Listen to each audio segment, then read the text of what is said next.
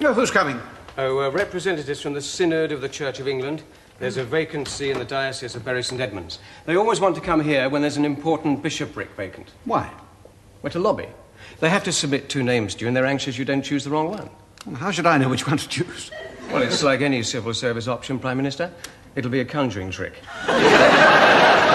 You know, take any card. You always end up with the card the magician forced you to take. Suppose I don't take it. You will. Who are these clerical cards I'm supposed to choose? Well, with the church, you usually get the choice of a knave or a queen. But in any case, Bury St Edmunds is all sewn up. They've arranged Canon Stanford to get the job. We thought the Prime Minister had to recommend the appointment. Yes, but if they put up an impossible second candidate, he can't do much about it. Are there any other dioceses coming free? Well, it doesn't happen very often. And the older appointees don't have to retire at 60 or anything. Bishops tend to have long lives. Apparently, the Lord isn't all that keen for them to join him. Sorry to be so hesitant, Peter. I've never appointed a bishop before. Recommended the appointment to the sovereign. Yes. Tell me about Canon Stanford. Well, Mike is very highly thought of. He's a modernist. Modernist? A theological term, Prime Minister.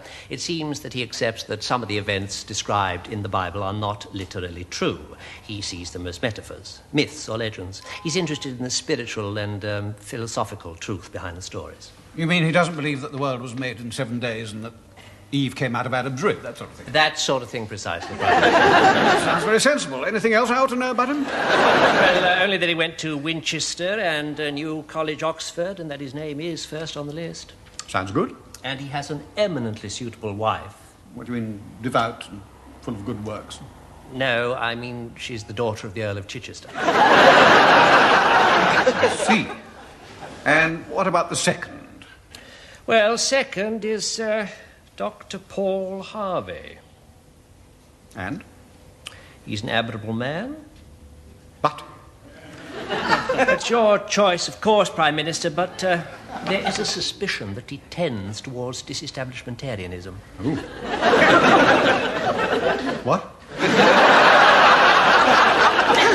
The view that the Church of England shouldn't be part of the state. You see, some people feel it should be separate, like Methodists or Catholics. They think that the ordinary people feel the established church is a club for the ruling classes, not a faith. Sounds a good man.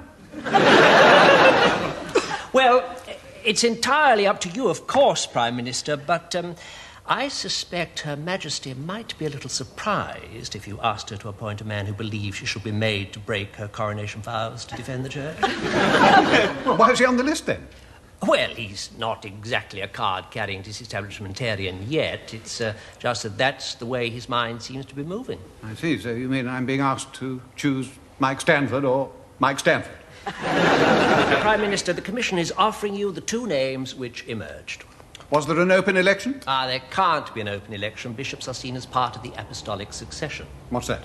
It's God's will. When Judas Iscariot blotted his copybook, he had to be replaced, so they let the Holy Ghost decide. How did he make his views known? By drawing lots. Couldn't we let the Holy Ghost decide this time? No one is confident that the Holy Ghost would understand what makes a good Church of England bishop. I see.